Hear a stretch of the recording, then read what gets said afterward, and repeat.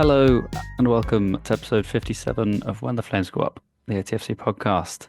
The shots are still closer to the playoffs than the relegation zone. That's the notes I've got written down for last week's episode. The goal difference has taken a little bit of a hit. No, we're now at -2, and we'll find out next week against Boston if we can get back to neutral goal difference, back to parity. Today is 2 years since Tommy Woodrington took charge of Aldershot Town, so that seems a right enough time to preview the biggest game that he's had to manage, the biggest game that I can remember for uh, ever in terms of in the context of what it will mean to come out victors against Woking. But yeah, we'll move on to that with the thoughts of Ian, Julian, and Guy on the podcast, as well as my thoughts. Why not?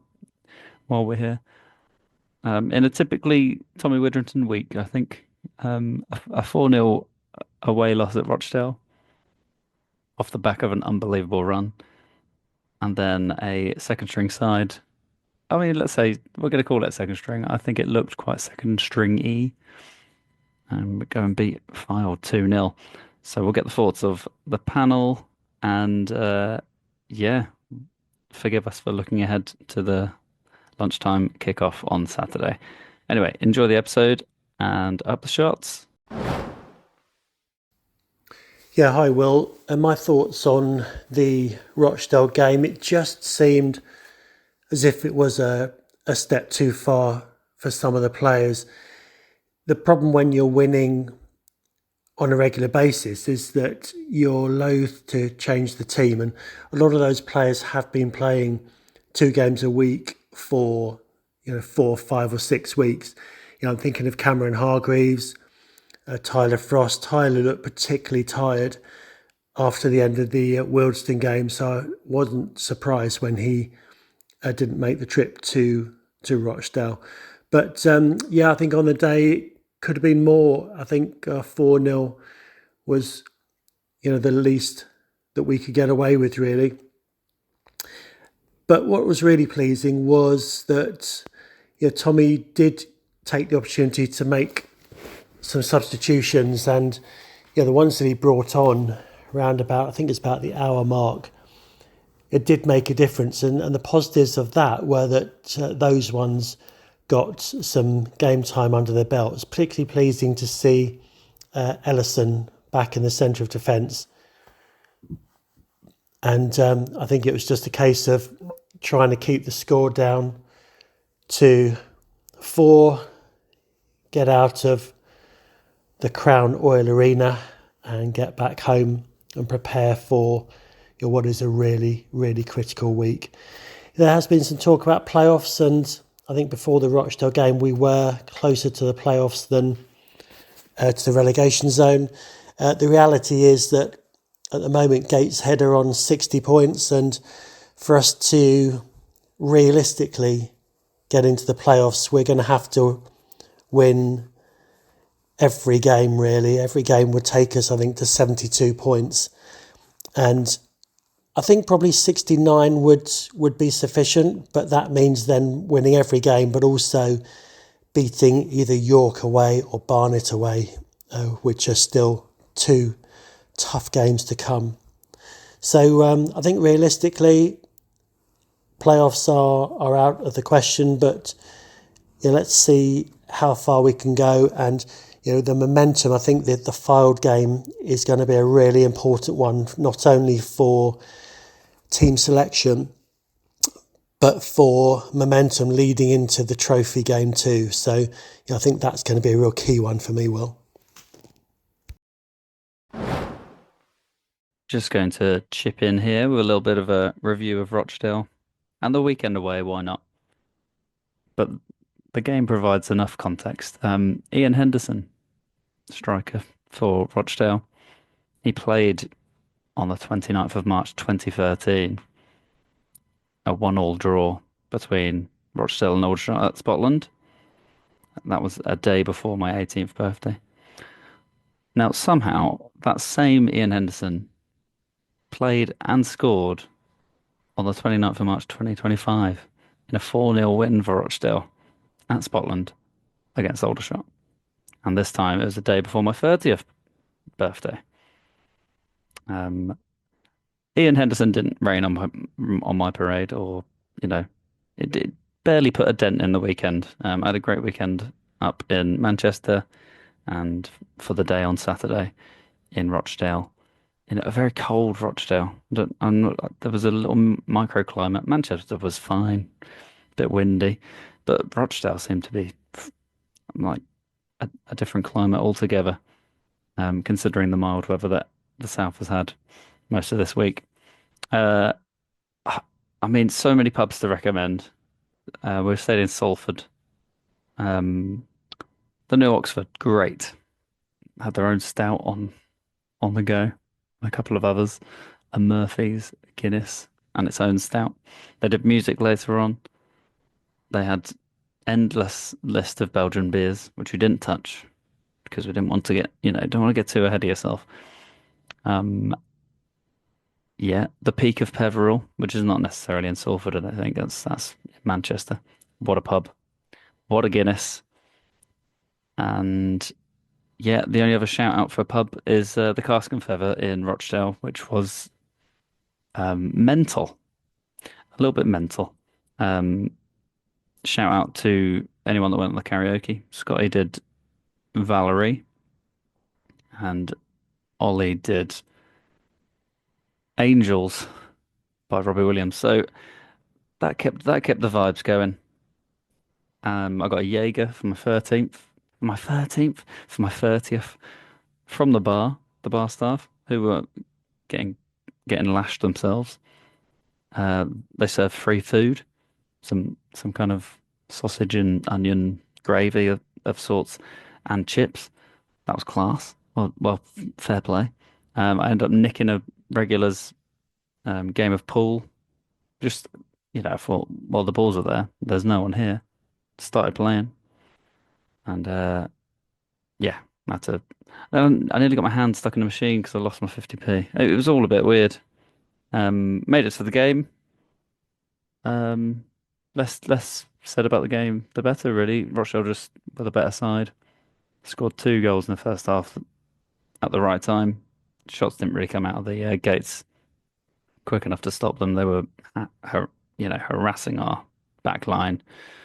Levy Lang didn't have the best of afternoons. Yeah, that centre half, that centre back role, the central position of it.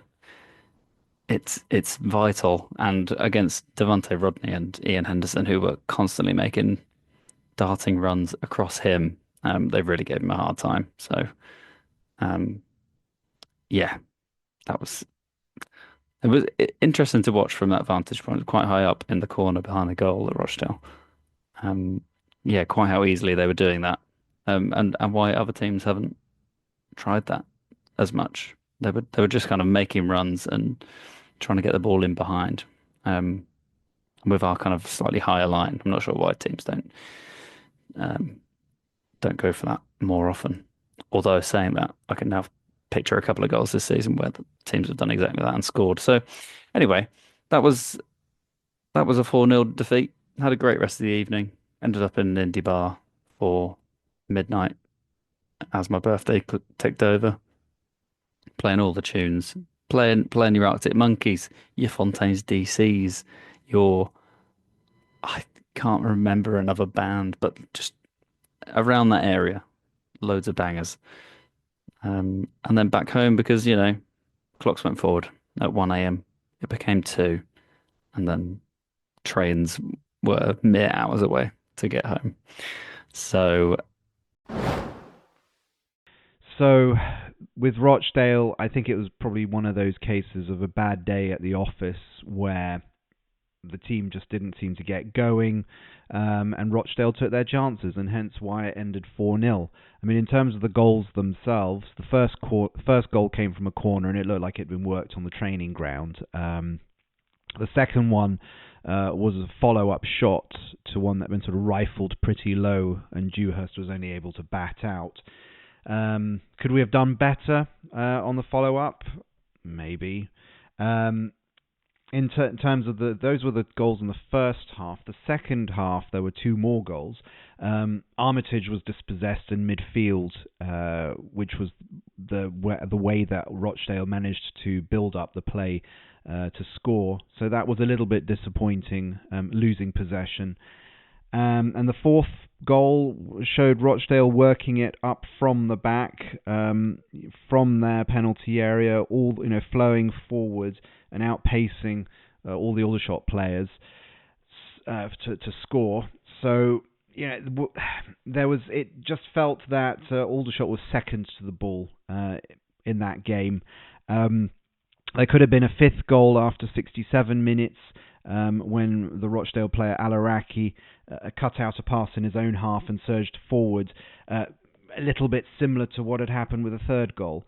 And at least it's good to see that Aldershot did seem to try and come back, with Hargreaves, shooting over on the 76th minute. But really, it was just not a very good result. And I think, the question was, could Aldershot then bounce back from that with the game against Fylde on Tuesday evening?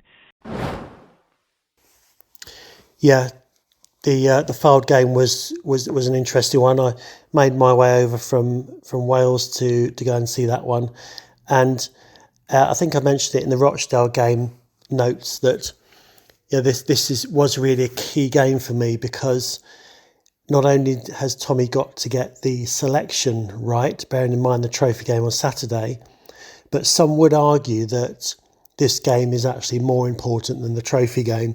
Because if you were going to ask people 6 weeks ago, would they prefer Wembley or would they prefer to stay up, then the answer was 99% to stay up.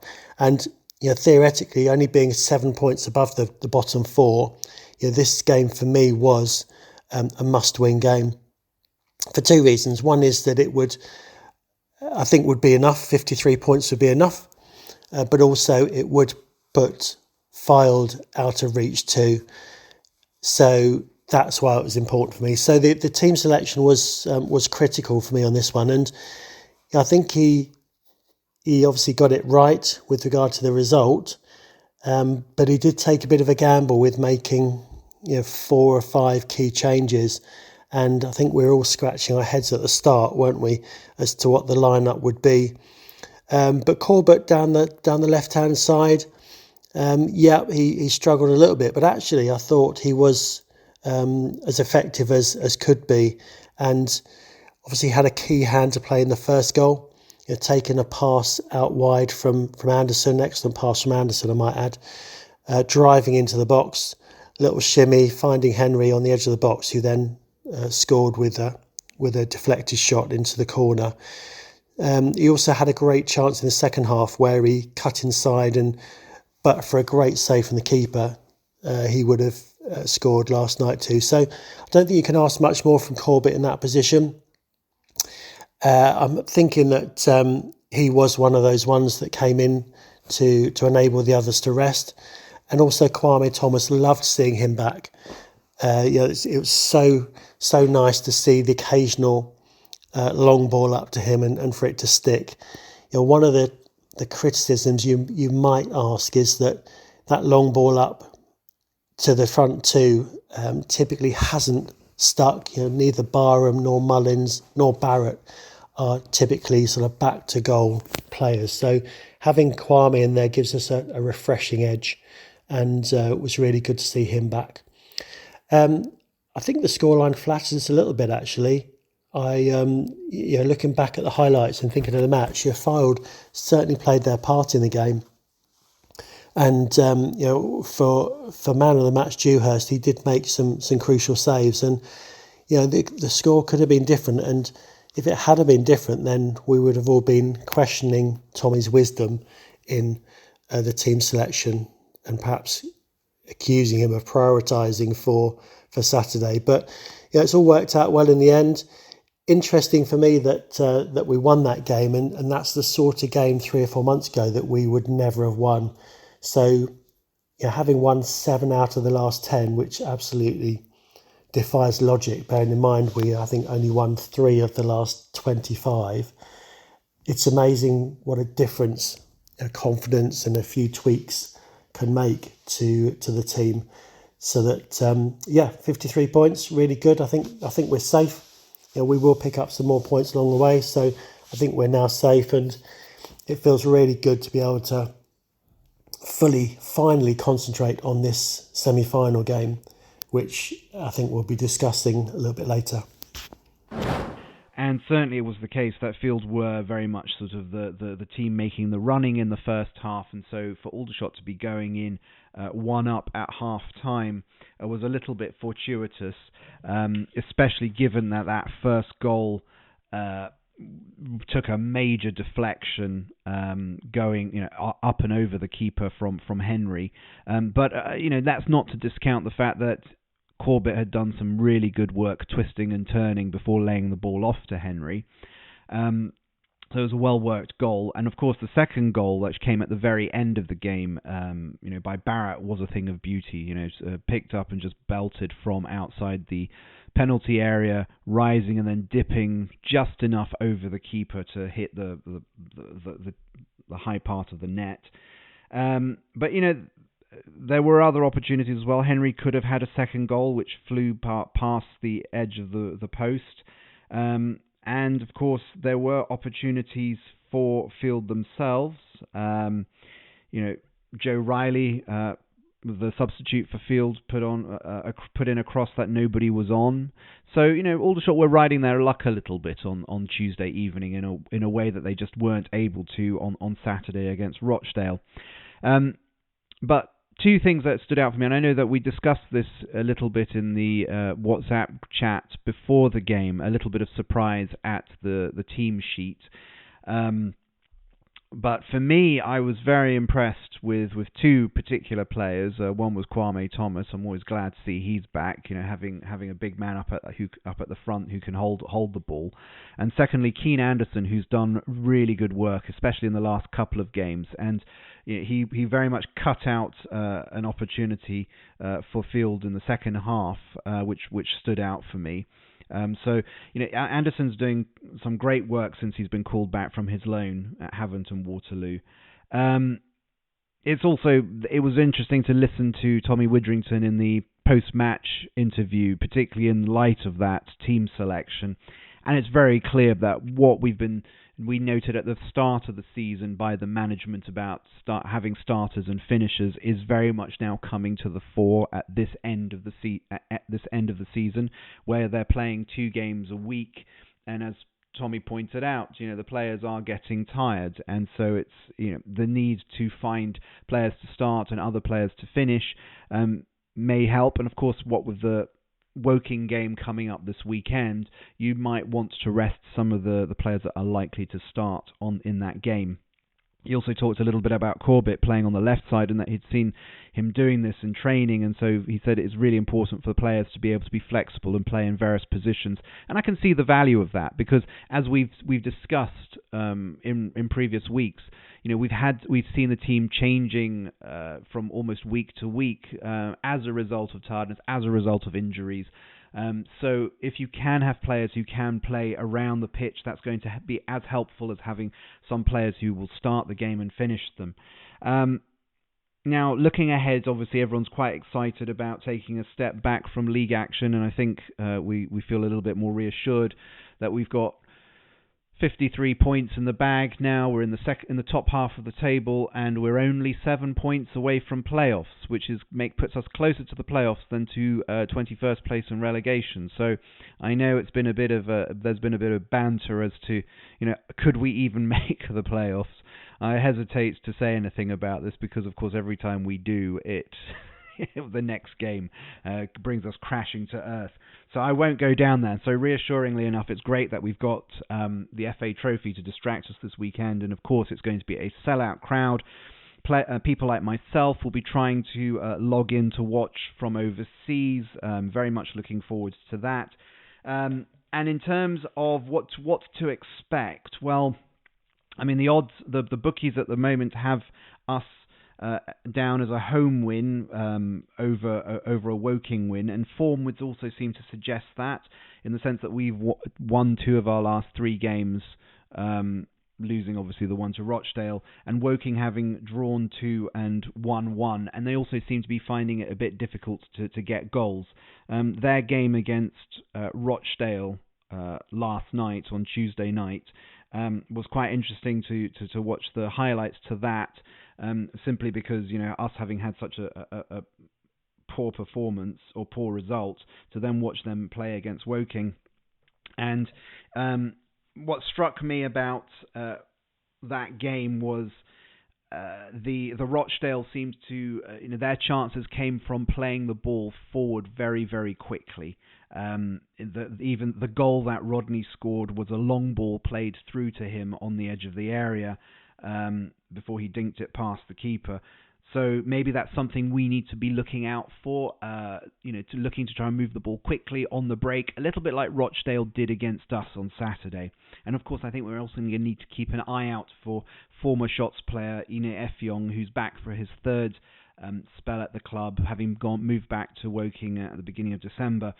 It was notable that Woking's opportunities and chances seem to come, or he seems to be involved in them, whether it was playing the ball forward, heading it on.